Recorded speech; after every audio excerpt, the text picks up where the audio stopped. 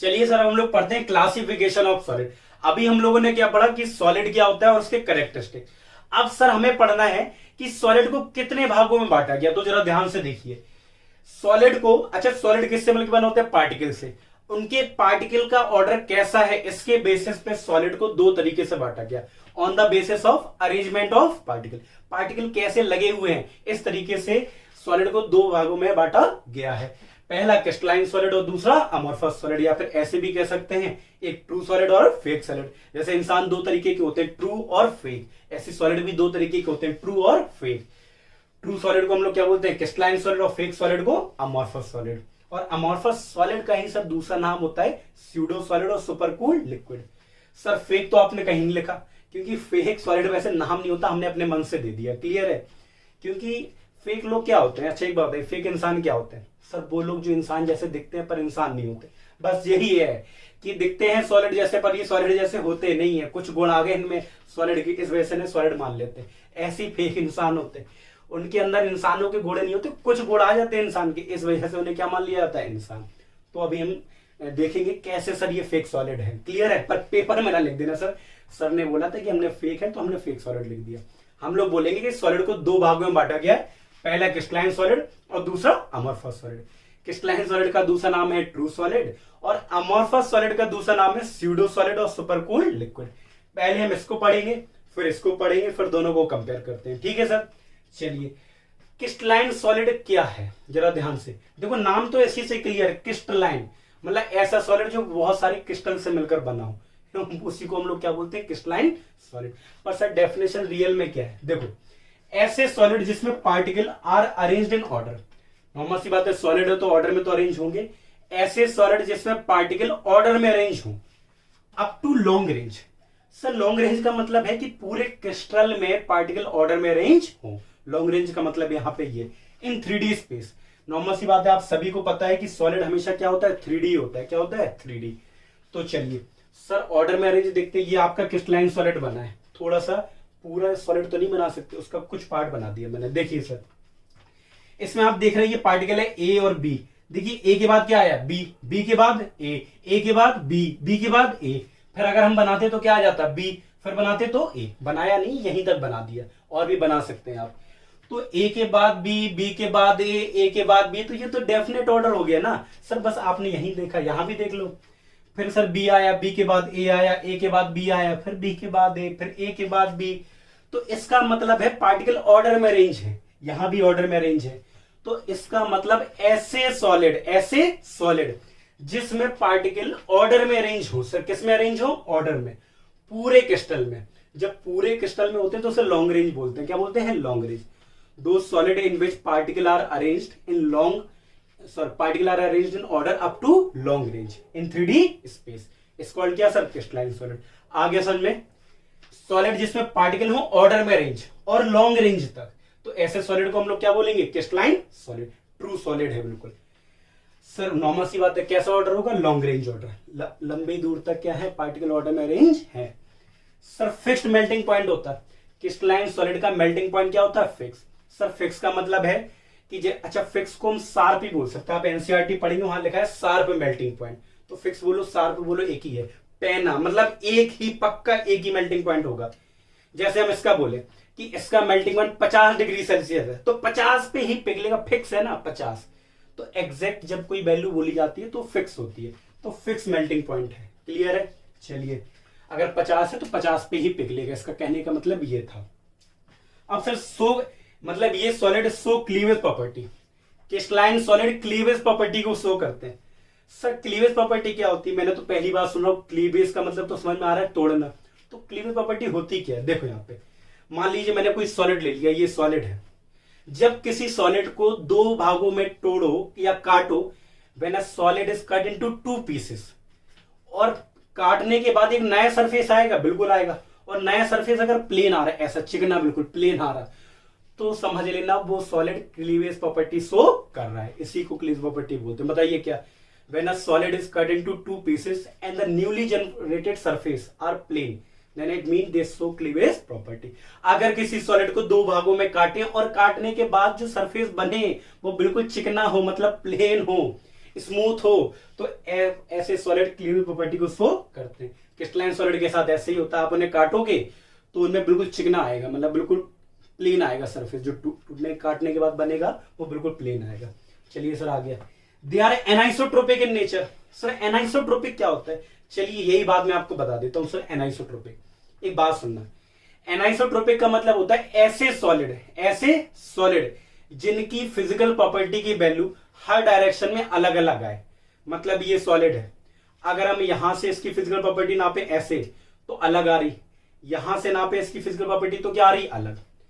सारी physical property की बात नहीं कर रहा हूं, कुछ जैसे रिफ्रैक्टिव इंडेक्स ले लिया, ये एक फिजिकल प्रॉपर्टी है।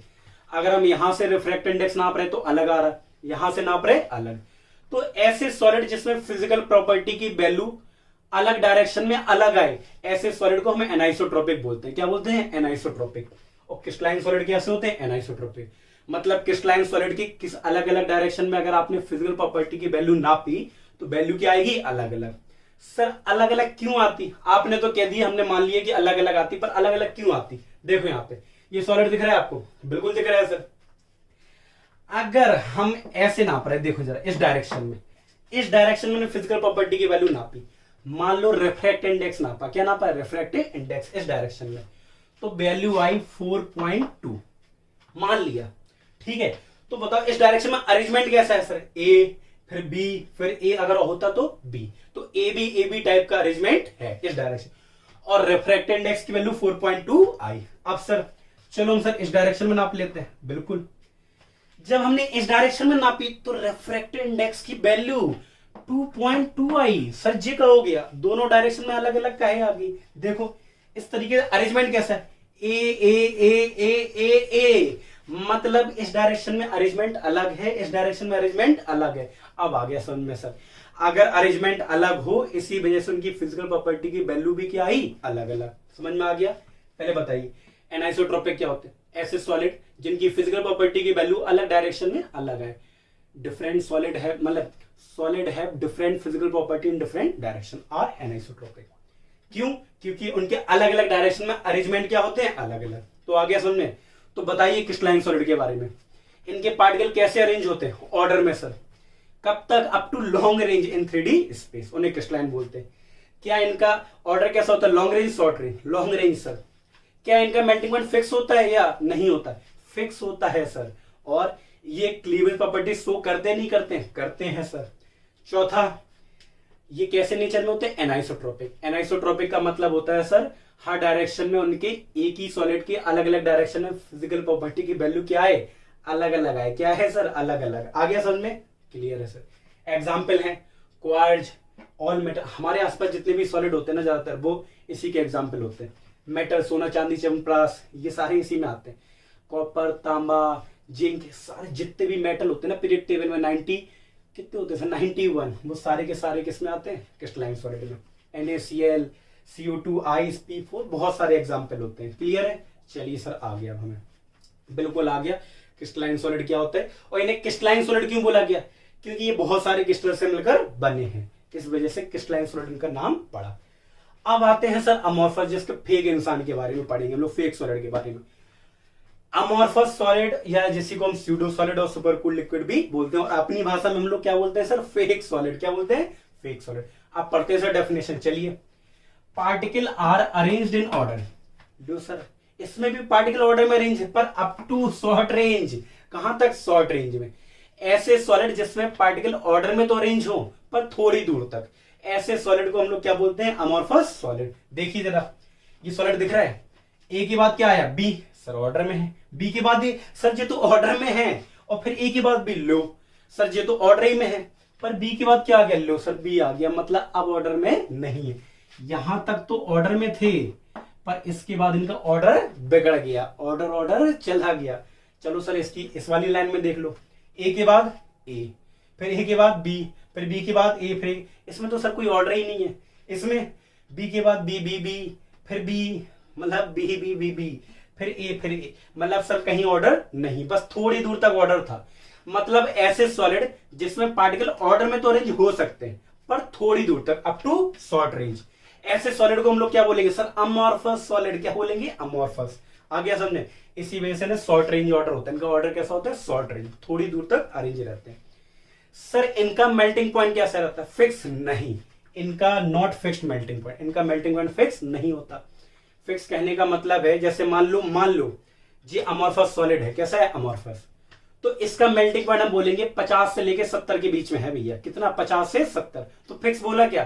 55 भी हो सकता है, 60 भी हो सकता है, 65, मतलब कितना भी हो सकता है, 55, 65 कितना भी हो सकता है, पर फिक्स नहीं है, रेंज में है। किस में है सर? रेंज में।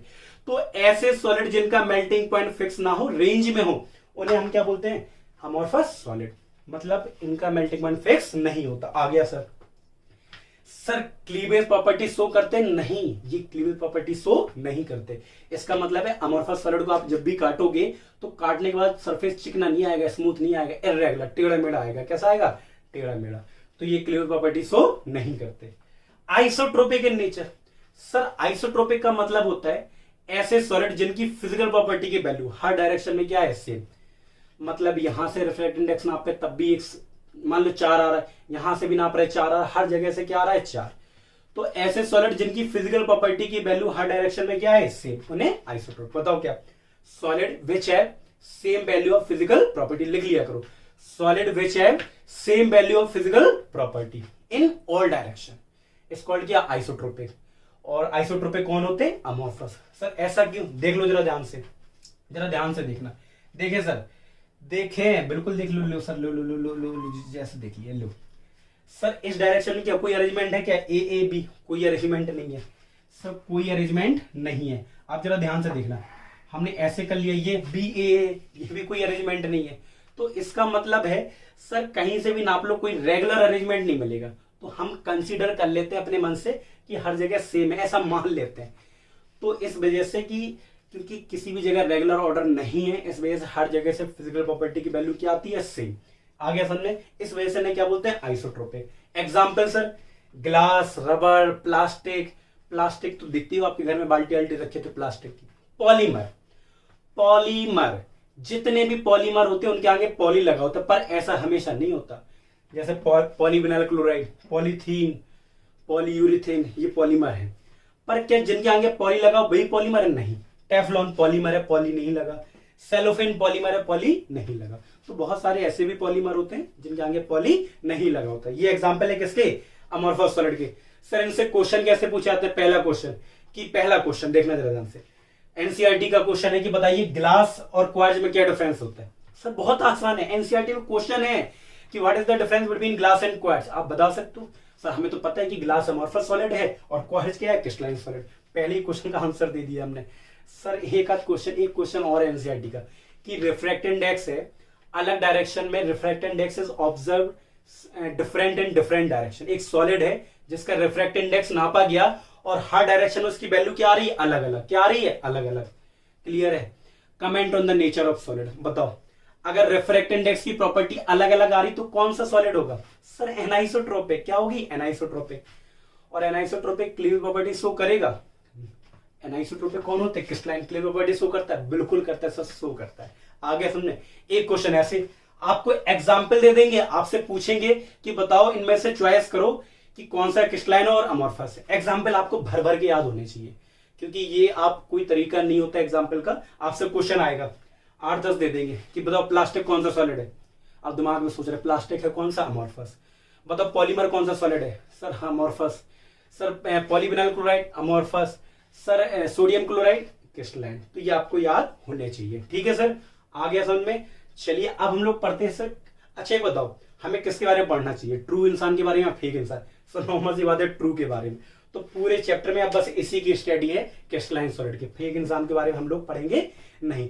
पर सर आपने एक बात नहीं बताई कि इन्हें स्यूडो सॉलिड और सुपर कूल लिक्विड क्यों बोलते हैं।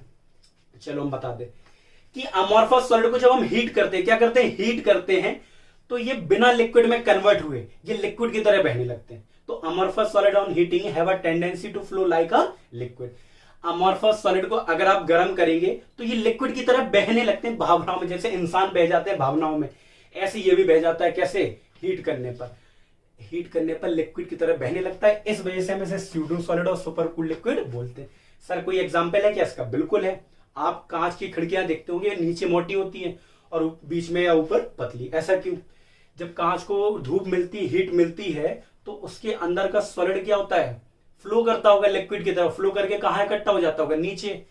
तो इसीलिए कहते हैं, जैसे ये है, मान लो जरा ध्यान से देखो, यहाँ पे लो सर, लो लो लो लो लो लो लो लो लो, ये क्या हो गया सर, लो सर, लो लो लो, इसी को उठा लें। चलिए देखिए जरा ध्यान से, ऐसा मान ले रहे हो, कोई दिक्कत नहीं है। देखो यहाँ पे देखो, ये ऊपर की थिकनेस हो गई। आप देखो ये खिड़की तो नहीं दिख रही, कहते हो सर ये ऊपर की थिकनेस पतली है, नीचे मोटी है। आगे समझ में आ गया? ठीक है, नहीं तो आर्ट हमारी ज्यादा अच्छी नहीं है। ठीक है, क्या समझ में आया कि खिड़कियां नीचे मोटी होती है, ऊपर पतली। क्यों? ऊपर से कांच बह के कहाँ जाता है, नीचे इकट्ठा हो जाता है, ड्यू टू अमोर्फस सॉलिड। क्योंकि खिड़की कौन सी सॉलिड होती है, अमोर्फस। एनसीईआरटी का एक क्वेश्चन और, कि ग्लास को सुपर कूल लिक्विड, एनसीईआरटी लिख के ले लो, तो मैं एनसीईआरटी के इंडेक्स टेक्स्ट में है, why glass is considered to be a super cooled liquid. ये सेम है this question, why glass is considered to be a super cooled liquid. क्यों माना जाता है? नॉर्मल सी बात है सर, ग्लास अमोर्फस सॉलिड है, और अमोर्फस सॉलिड को हीट करने पर वो लिक्विड की तरह बहने लगता है, that's why they are considered to be a super cooled liquid. आगे समझे एक बात और, सर अमोर्फस वर्ड का मतलब क्या होता है? इस वर्ड का मतलब होता है शेपलेस, जिसका कोई शेप नहीं होता है। इसका शेप डेफिनेट नहीं होता है, इसका शेप डेफिनेट होता है। आगे समझ में। अब हम लोग पढ़ते हैं कि क्रिस्टलाइन सॉलिड के टाइप कितने होते हैं। चलिए